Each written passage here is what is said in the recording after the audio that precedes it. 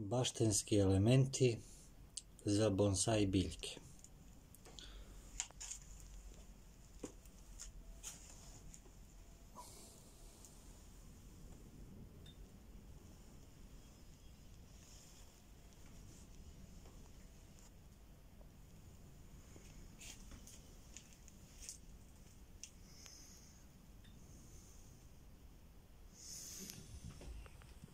Kombinacija kamena i drveta.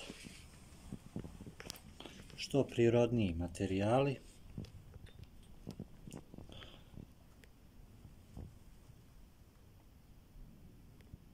samo tako mogu biti efikasni i proizvodi. Stranica Bonsai Vremeplov se bavi i izradom ovakvih tipičnih primjera baštenskih garnitura za bonsai biljke. Naravno, ovaj primjerak za sada još uvijek je u fazi izrade. Budite sa nama, hvala vam što nas pratite.